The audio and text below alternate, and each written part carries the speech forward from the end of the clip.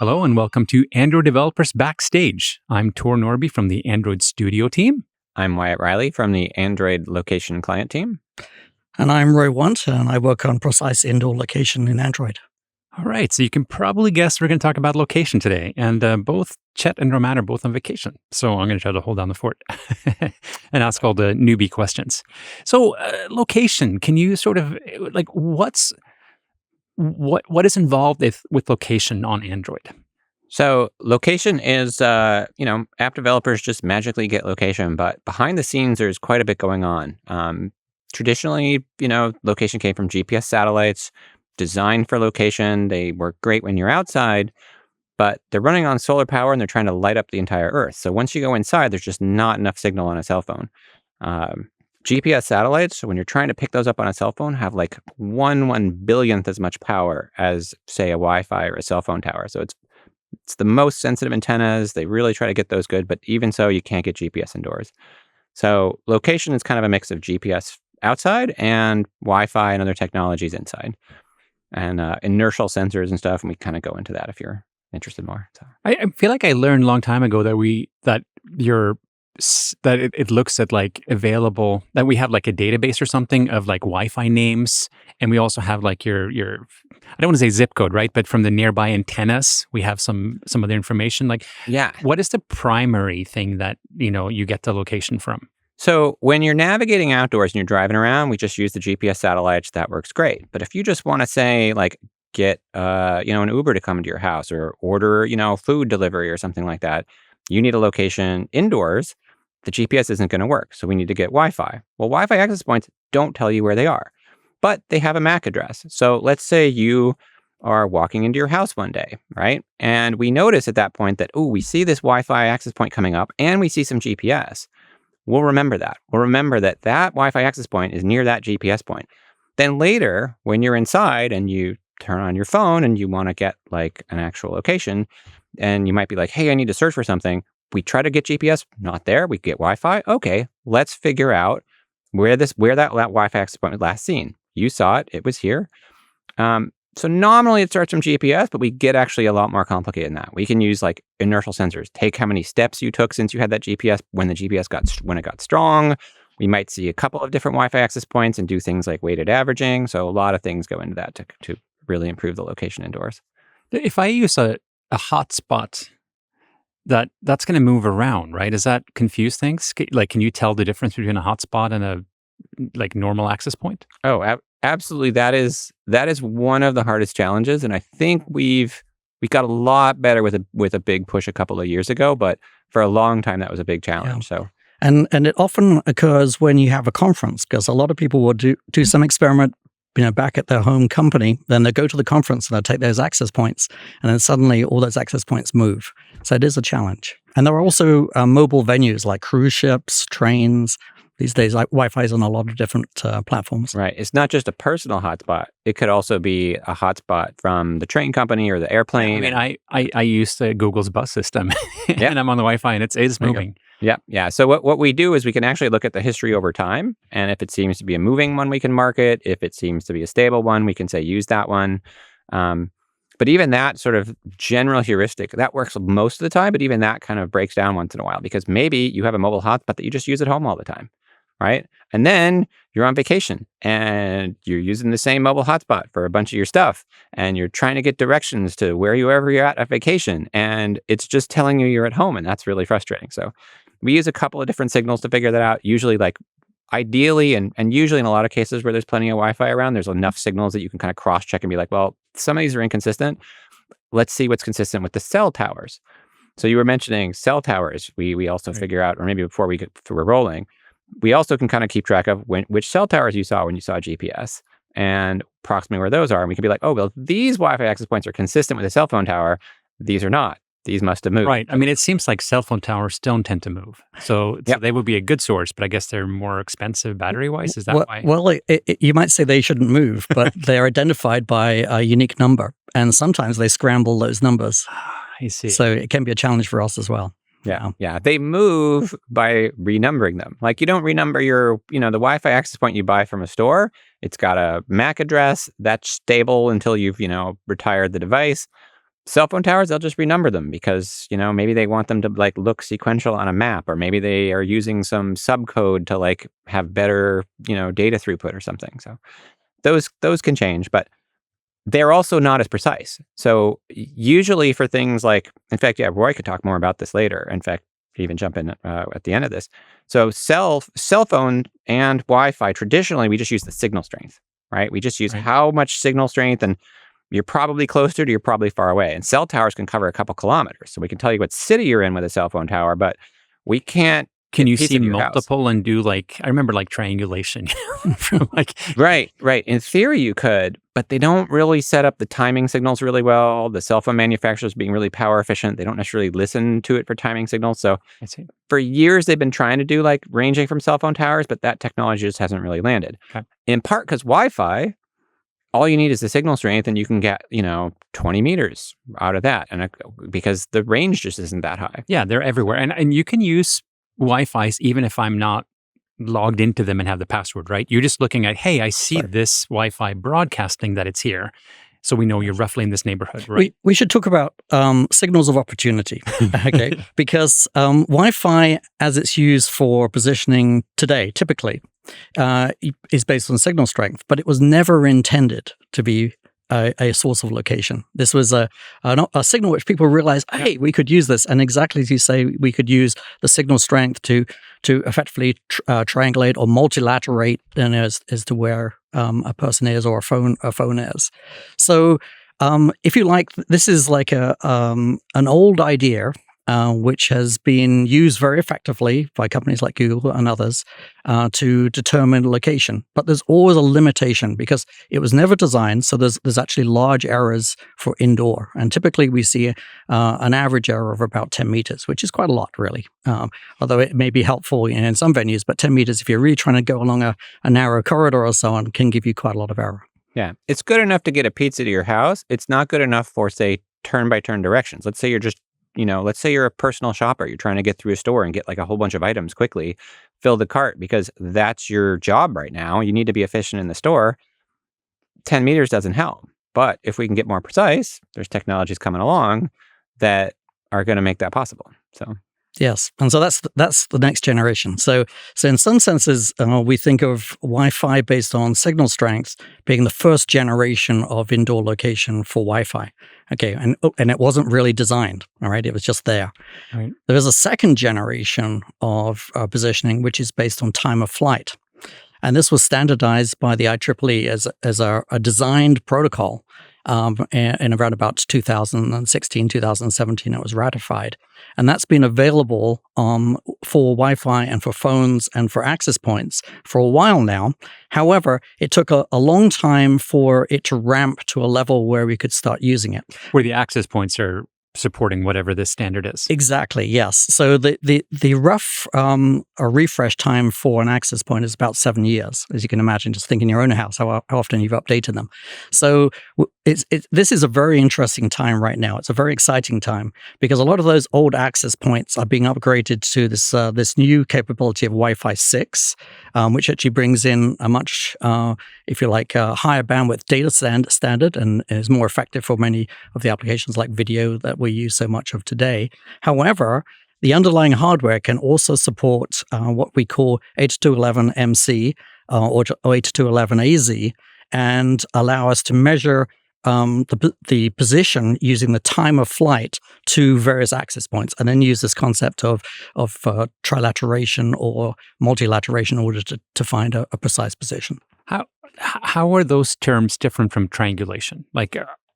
So, as in the name, triangulation contains the word angle, right? So you're using angles, the intersection of angles from where you are to find out where you are. Trilateration is using lateration, which means distance. So we're using the distances in order to figure out where you are. Interesting. So for indoor navigation, you need to have at least 2, ideally probably 3, access points that are supporting this new standard. And then you will, at the operating system level, actually, I want to talk about that. I'm going to push on the stack. We're going to talk about how does this surface to developers. Mm-hmm. But the technology now is that you can do pretty detailed, location. You can compute exactly where I am within a building based on distance computations. Yes. And those give you, I would say, the absolute information, right? They give you like a measurement relative to things that you've crowdsourced and figured out approximately where they are, and you can say, okay, I think the access points are here, and I know where they are. Or sometimes these standards they'll build right in they'll broadcast their location that they'll learn from their own GPSs. But the real technology that kind of makes it kind of more ubiquitous, more available, is inertial sensors. So there's accelerometers in a phone to orient the screen. There's gyroscopes in phones. There are barometers. There are magnetometers in pretty much most phones. Accel and gyro is like well over 99%. And these sensors can be used for relative positioning. Okay, did you take a step? Did the phone turn? Did you take a step? Did you turn? So what you can do is you can take an absolute measurement, and in between that, you can track these sensors. I see. So even if you would only have every 5 seconds an update to the GPS location, you can show me. It's a bit like the car GPS, like pretends you're rolling forward, even though it's not getting. You can fill in the gaps. Basically. I see. That's what you're doing. Exactly. And those sensors are way cheaper. Like the power cost of those sensors is like 10 to 100x cheaper than like the Wi-Fi scans and the GPS scans. So as these technologies improve, for example, we can not only like provide a more continuous location out of the various APIs that I'm sure we'll talk about. Yeah. We can actually provide that at increasingly lower power. So it kind of improves like all around user experience. Yeah. Now it's challenging because the story is multidimensional here, and these sensors that Wyatt's describing are relatively inaccurate. They're very inexpensive. They're very low power. I would love to go on a rant about how hard compass is, apparently. Yeah. Right? Because that is one of those things where, that you're in a new city and you want to do walking navigation and you come out of the subway entrance and it does not know, right? Yep. Yeah. Why is this so difficult? Problem is the real world has a lot of magnetic interference. So if you're out in a park and you're for a hike and you're using magnetic compass, you've got it. But your phone has a lot of metal in it. We can maybe calibrate that. We learned to calibrate that reasonably well. But I mean, these days you got foldables. What if it's open? What if it's closed? You got to calibrate it differently. And then if you're in a car, there's lots of metal around you that's going to mess that up. So if you're exiting a parking garage, walking out of the subway, there's all sorts of metal poles around you. So the compass thing doesn't quite work. So we can over time integrate it. We're getting better at that. If we can get the power low enough, that's gonna improve as well. Yeah.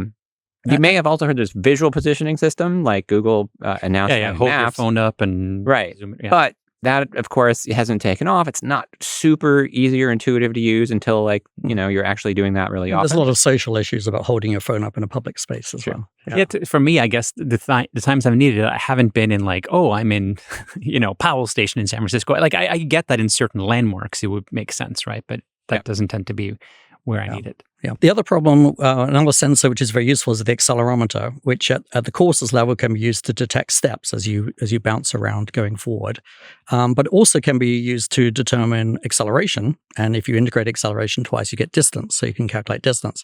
But the problem is that the sensors themselves are very inexpensive, and they're not that accurate. And a small error in acceleration will actually lead to a square error in distance. So in other words, the errors compound very, very fast. So part of our challenge is to use the best of these sensors, and we integrate them together in something called the Fuse Location Provider, or FLP. And there we combine the best of each of these technologies and create a likelihood map of where you are based on these different things are. And depending on the accuracy, we can weight the importance of that particular measurement relative to the other ones. And so if something we know is relatively inaccurate compared to something which is very accurate, then we can make that go into the background. But if we suddenly lose the very accurate signal, then we have to fall back to the less accurate capability.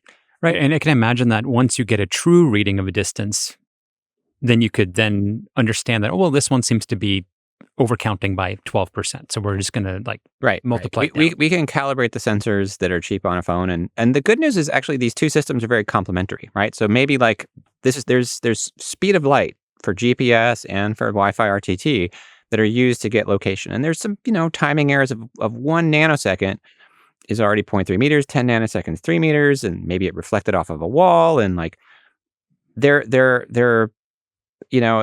fairly precise, but over a very short period of time, you can actually get centimeters out of accelerometers for a second. You can get meters for, a couple of seconds, even out of these cheap accelerometers and gyros.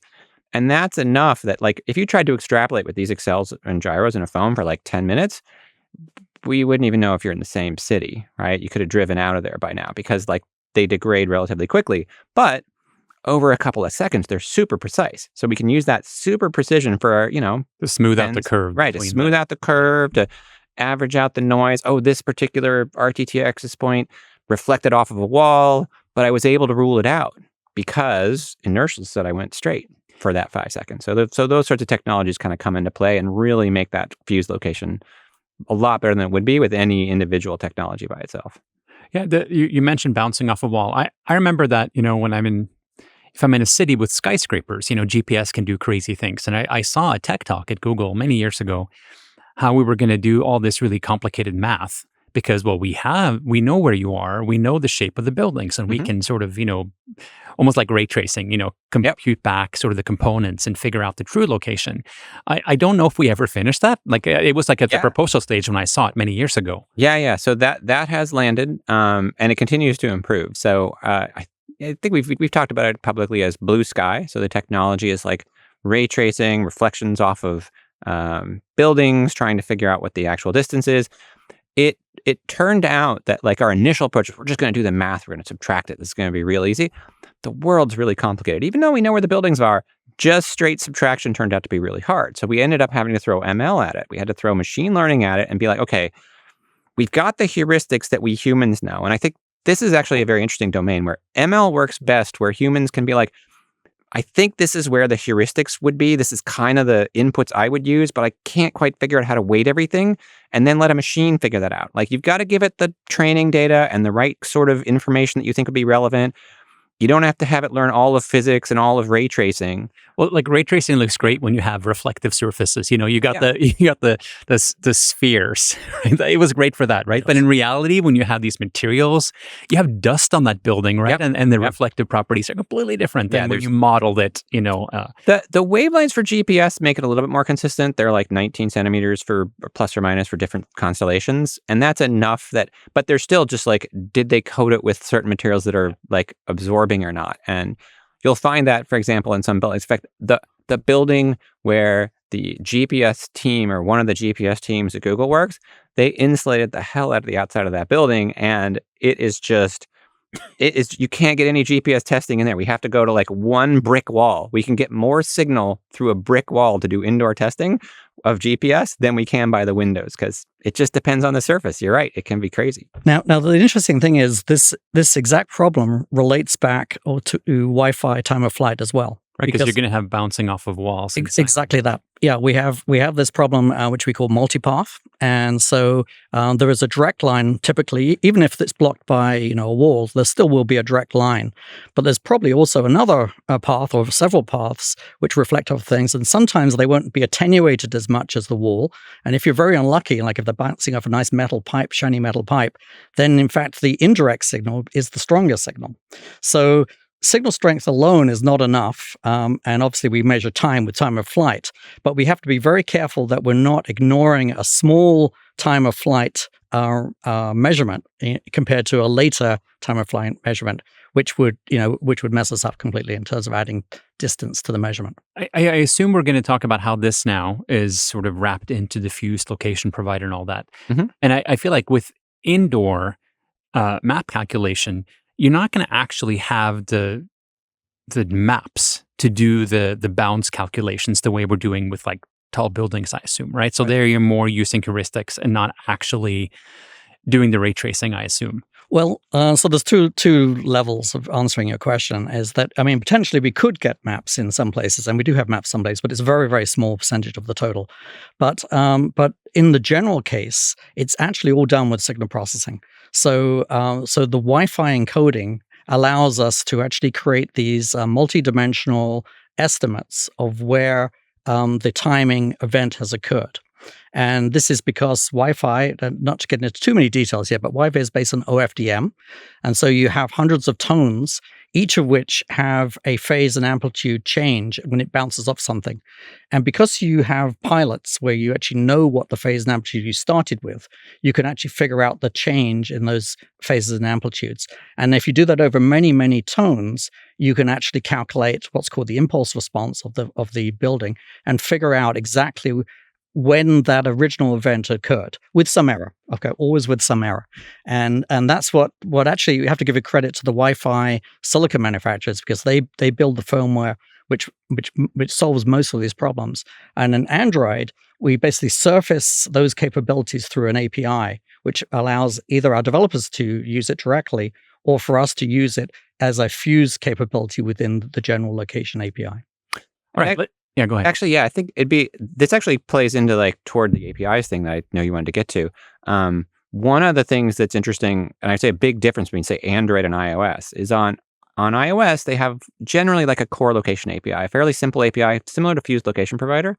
On Android, we give you a Fused Location Provider, very similar, just gives you location. We'll also give you the stuff under the hood. So if you want to like do your own stuff, you want to build it, you want to know what GPS satellites we used, you want to know the raw Wi-Fi RTT measurements, you want to do your own thing, go ahead, right? So we enable that on Android, and that's something that we certainly try to make sure it's an easy to use solution if all you want to do is location.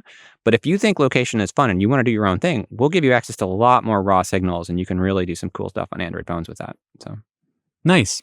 All right, so let's talk about the API. So is this part of the operating system, or is it in a unbundled library, or is it like a Firebase library, or what is the, where is the math sitting, and how does a developer access this from their application? So the Fused Location Provider is delivered as part of Google Play Services. So if you're just using Google Play Services, you've built that into your app, you'll do it. It has all sorts of services, from authentication for users and many other services. And so if you've built that into your app, you can just ask for the Fused Location Provider. If you want foreground location, you can actually look for the geofencing provider. If you just need kind of a rough indoor, like, did they get home? Did they get to work? I need to trigger a different routine or something like that. You can use geofencing. Or are they near my business? Is it now a good time to pop up like a notification, right? Are they near my business? I can go ahead and use geofencing for that. So those are the sorts of APIs that people use, and it just comes with Google Play Services. There are some framework APIs as well, and there's ways to access that. Like Location Manager. Yeah, Location Manager is kind of the framework way of doing it. One change we made in recent years is it used to be a little bit difficult to get to the Fused Location Provider. If you just want to write Location Manager code, now you can actually just say, hey, I want to use Location Manager. I know how to use that. You can ask for the Fuse provider, and as long as you're on one of the 90+% of Android phones that have Google Play Services on them, then that will just be backed by this Google Play Services Fuse Location Provider. So you can write code even if you want to use Location Manager. Certainly not the recommended way. You get a lot more control and a lot more, maybe kind of some of these power savings will just be a lot more automatic if you use the Fuse Location Provider. Yep. So. And sort of to add to that, some of the things that we do, we're kind of building, if you like, presence of a capability within the market. So sometimes we'll release a basic API, which is something that we did for Wi-Fi RTT, which allows you to range to individual access points, if you know the MAC address of the device and so on. And if you know the position of the access points, you can calculate a position for the phone. Okay, but we did that.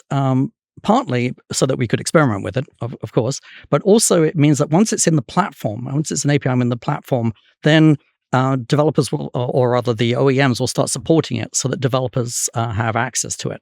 And as that builds to a certain critical threshold, then we can start thinking about integrating it into the Fuse Location Provider and make it an integral part of the services we provide. But it wouldn't be so practical to do that unless you have critical mass already in the market. Right, and you want to make sure you get the feedback and iterate until you freeze the API right. forever. And also, we certainly debug in this process as well. Yeah, and get the API right. So if I wanted to use this on my app, typically then it's going to be only available. Actually, this is probably a dumb question.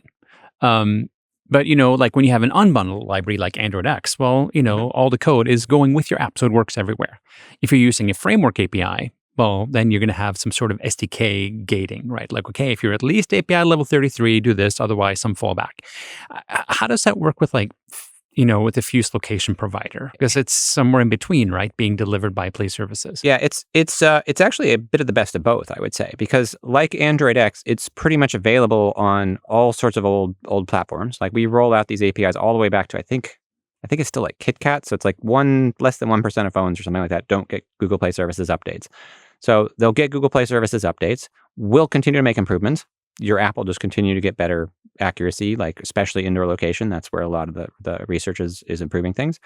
And it doesn't bloat your app at all because it's running in a system module. So the Android framework is, the base level OS, but that, may not be updated on phones for a long time. Google Play Services, we update this every week. We update the Wi-Fi models every week just to make sure that these devices are kind of really up to date with the freshest information. Right. So I'll use this API and I'll ask for the best location you've got, which is ideally super targeted on a newer phone that has all the sensors and stuff you need, but you have sort of gradual fallbacks, right? So I'll get some sort of location on older platforms. Or do I need to have sort of if-else in my code to say, well, I want this location, otherwise that location? Now, the good news is with Fuse Location Provider, you don't really need to do that. You just say, hey, give me a Google location service.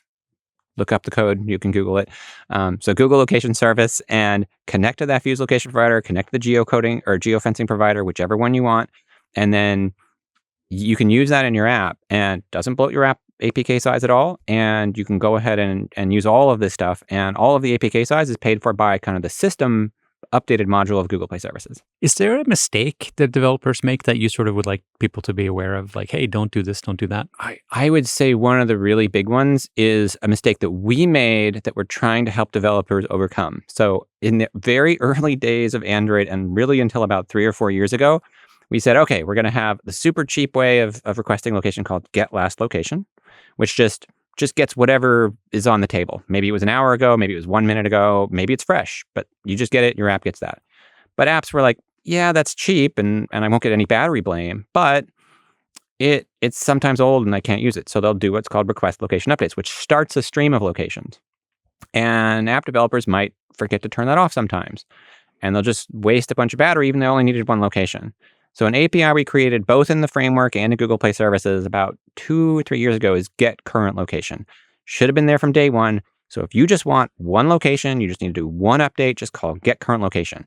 It will make sure that there's something fresh and return it for no power potentially if there's something fresh already and other apps, maybe already warmed up the system.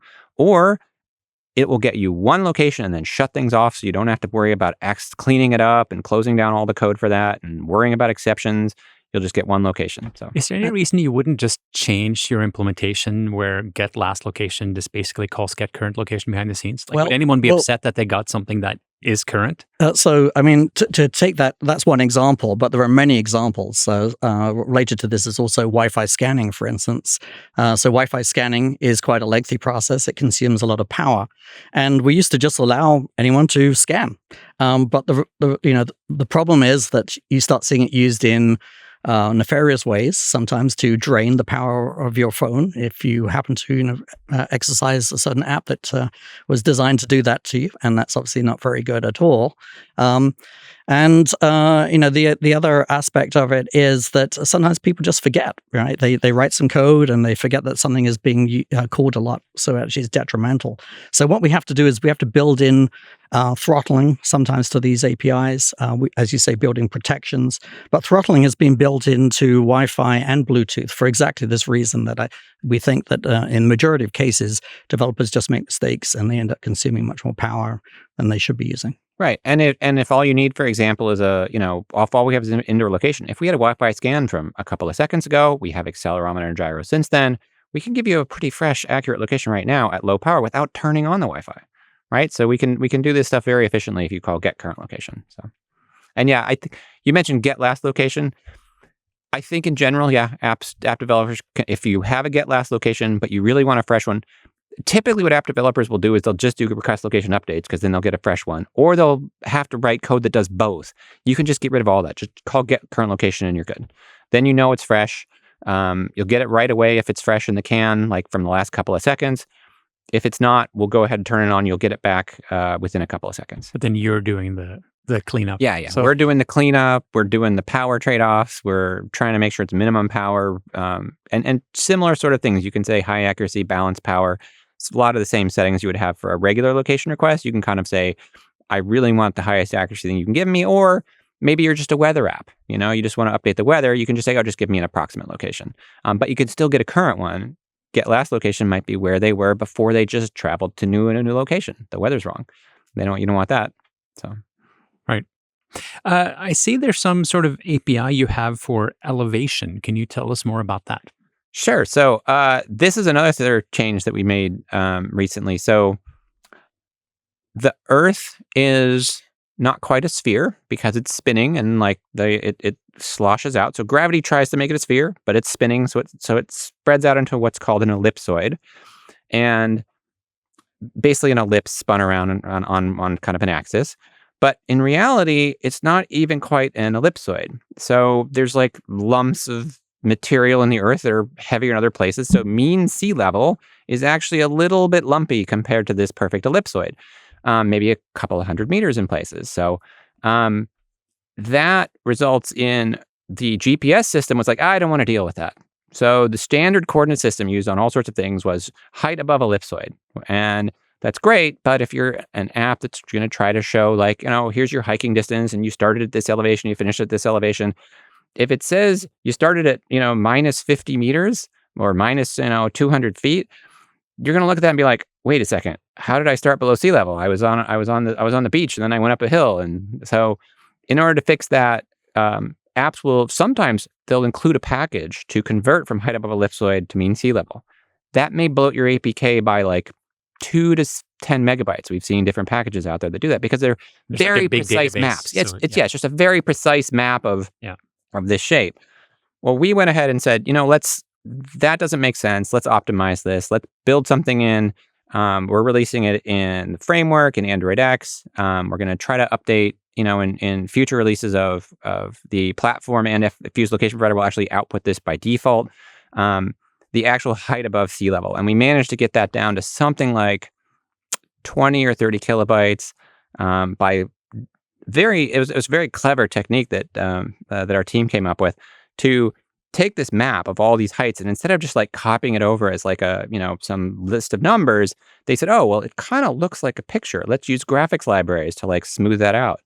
And they first do a JPEG of, use the JPEG libraries to get the general shape and the smoothness and stuff out. And then they use another PNG layer because there's very interesting things where in general, it's kind of smooth over the surface of the Earth, but then there's spots the steepest spot in the world in terms of the sea level changing is apparently around the Hawaiian Islands. Those volcanoes are so much heavier than the water that they pull the gravity's heavier, and the sea level dips down an extra few meters around those islands than it would if those islands weren't there. Yeah, I think the big volcano on the big island is one of the largest mountains from base. It is the tallest. Yes. Yeah, it's pretty. Yeah. From the bottom of the sea to the top of that mountain, it's higher than Everest, right? Yeah, you have to sort of think about these things because even things like Kilimanjaro, which obviously it's a tall mountain, but isn't what we think of as the tallest mountain, is actually taller than Everest because it's on the equator and it's bulging out relative to the center of the Earth. It depends where you measure things. Oh, okay. Yeah. Sticking out the furthest, it's the furthest outside that sphere that we're talking about, that ellipsoid. Yes, there you go. Yeah. Now, the interesting thing about altitude is that there's a related story inside, because one of the things that's very important for us to know is what floor you're on, right? So there's an altitude that we would like to be able to measure there. Yeah, I actually have been using the indoor navigation within Google buildings, and I was so impressed that it figured this out, because usually you're on the wrong floor and it's kind of complicated, but this works. So good job. Yes. Well, again, it's a complicated process, and there are lots of signals which are used for that. Now, the aspect which is kind of interesting for the future is that 11MC and the newer protocol 11AZ allow the access points also to advertise their height above the floor, their floor number, which also could change, technically from Europe to the US, where they either label them from 0 or label them from 1, or sometimes they miss floors, right? You miss floor 13 in some cases. So having actual labels provided by the access points themselves when you're inside is a very, very helpful capability. Now, as Wi-Fi 6 roll out and more 11MC, 11AZ capabilities are introduced into those access points, we expect more and more of the venues, particularly the public venues like big retail stores and museums, movie theaters, things like that, to start putting that information into those access points. And if that happens, that will be a game changer for accuracy in terms of being able to figure this out. And another place that's very important is for E911. Right, for E911, the firefighters and the ambulance services, they want to know exactly where you are if you have an emergency. And knowing where you are in a 2D map is one thing, but if you're in a 20-story building, that's a lot of possibilities. So they need to know what floor to go to as well. Oh, that's great. Is there a standard for how you number things? Like, is it always going to be locale dependent, where first floor is 1, but in some countries it's 0? Or can we like time zones have like a GMT for? I don't know of one. I believe it's all locale. Yeah, I don't know that we're using locale. I don't know how available that is yet. We're working on trying to make it more available, like the floor labels and stuff. I just, if I'm ever traveling, I'm looking at the elevator buttons going, Yes. Yeah. That's right. But particularly hotels, Yeah. The mezzanines and other weird things as well, Well, if you've ever used Google Maps, every once in a while they say, hey, take a picture of your food and leave a review, or hey, take a picture of this. Maybe someday there'll be a prompt that says, hey, take a picture of the elevator buttons and let us know what this building looks like. So who knows? So, yeah. Yeah, that'll be a way to get the altitude better in the future. It's gotten a lot better with barometer. It's getting a lot better for 911. The actual altitude is a lot more available than it was a couple of years ago. It used to be like if you had GPS, the location object that you would get through your APIs would have an altitude in it. If it came from indoors, it wouldn't. That's something that changed over the last couple of years. Pretty much, we still don't get location if all you've got is cell, or altitude if all you've got is a cell location. We'll only give you a 2D location for a cell tower location. But if you get a Wi-Fi location, we have begun to crowdsource and understand the altitudes of those. And so we actually will output the altitudes of those. Right now, it's still in meters. And we can do it above sea level, but we don't quite have above the ground floor yet. And that will be useful for app developers, right? Like, let's say you're a rideshare app. You might want to prompt the user if they're on the 7th floor to start moving down more than 2 minutes before like their rideshare arrives. But if they're already on the street, no need to nag them until they're right there. So right, because I learned many years ago that the best place to put your router is very high. Right, like that. I don't know if that's true. In fact, I would love to get your opinion. Is that still the recommendation? Yes, definitely. Yes. Okay. You really want line of sight, which doesn't involve going through some object, particularly a high density object, in order to get good signal. Yeah. So that means that it's very close to the next floor, right, in terms of triangulation or whatever. So, all right. Is there anything I sort of forgot to ask about? Any sort of area? Well, there's the next generation standards. So I've touched on it a little bit, but I think it's exciting to talk about it. After MC, the next generation positioning standard is 8211AZ. What it brings in is start with it. It's more accurate for at any given bandwidth. It supports higher bandwidths, and basically in the Wi-Fi world, for this time of flight, higher bandwidth allows you to have more accuracy. So it would be sub-meter estimation of where you are. The scalability is an interesting aspect of it, because if you're in say a shopping mall or a sports stadium and you want to find out where you are, obviously there's a lot of signals flying around, and so you need to be able to have very short interactions with the access points in order to make sure you don't collide with other folk. Or even as 11AZ does, it allows you to use something called trigger-based framing, where you can actually range to multiple stations at the same time. So you can do this basically in parallel. Yeah, I imagine this is an area that is tricky. Sports stadiums and concerts, tech conferences is one particular. Right. There's always. Is there anything that is particularly hard about that? Where, like, is that just handled by the Wi-Fi manufacturers, or are there things you do to cope with that kind of load? It's handled by the Wi-Fi manufacturers to the extent that they can. And so these new standards mitigate that by having, you could send the same amount of data in a smaller packet, so there's less contention. You're right that potentially you could imagine higher level coordination of activities. But that, of course, requires a standard because it's got to work everywhere. And so you'd have to build that at a higher level. But if you think about it, the new AZ standard, in fact, the AX standard, which is the data standard, which goes along with the positioning standard. So this is all Wi-Fi 6, if you sort of see it on the packaging of things that you buy. Wi-Fi 6 has this concept of the trigger capability. So not only is it positioning that can happen in parallel, but also data transfer can happen in parallel. And so that's also a capability which supports higher and higher densities. And it's been driven obviously by office applications where you have a lot of people in the same building, but it plays into venues as well. But there's always a point where the load in a venue will be too much for any system that's built on an uncoordinated system. So at some point, if everyone's streaming video, you're not going to have enough bandwidth to be able to get the data that you want. Yeah, trying to stream video. That makes sense. Yeah, so you said that this is now coming in the new standards, and I guess we're looking at another 7 years then until it's sort of widely adopted. Or I guess venues and businesses who want to, if you're a mall and you want to have people be able to find businesses, you probably would want to upgrade your networking. Well, the best thing about this is that Wi-Fi 6 is already widely deployed. It's been rolling out over the last, so last this 2 years. Coming. This is actually done. And so it's done so we can think of the radios as being part of are built from two layers, the PHY layer and the MAC layer. So the PHY layer fundamentally encodes the signals on that you transmit and you receive. And so that's very important. And so that's all out there because that's the hard part. That's the part that's difficult to replace. But the other layers that are built on top of this are in the MAC, which are firmware. So even if an access point doesn't support AZ today, if it's Wi-Fi 6, it potentially, with an upgrade over the Ethernet, over the network, can support it. And so that's what we're expecting will happen. So this is why it may not take 7 years. It may just take a couple of years for vendors to decide that they want to do this. That's great. All right. So if I can try to summarize from the app developer perspective here, don't scan. Use the fused location provider interface.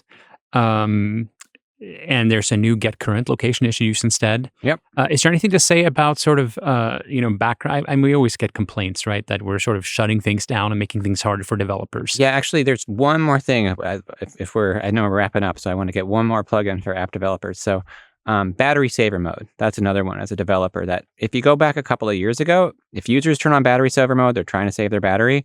One thing we used to do is just shut off, like the screen is off, location's off. That used to be the default up until about 3-4 years ago. One thing that we began switching is we realized that doesn't work if you're a fitness app. Let's say you're a fitness user and you got the thing in your backpack and the screen is off. You're trying to save power by leaving the screen off. Your fitness doesn't work. So a lot of app developers were just like, tell people to turn battery saver mode off if they're in a fitness app or a nav app. Well, we changed the default. You can call an API to check to be like, what mode is it in? Where if you have a foreground service, you're doing like a fitness app or navigation, we won't shut that off. We shut off background location in battery saver mode, but if you're doing a foreground thing like fitness, you no longer have to tell your users to, please turn off battery saver mode. You want them to leave battery saver mode on because they're desperate for it. If they're using it, they really want to save their battery. No need to scare them and turning it off. They can have good battery life.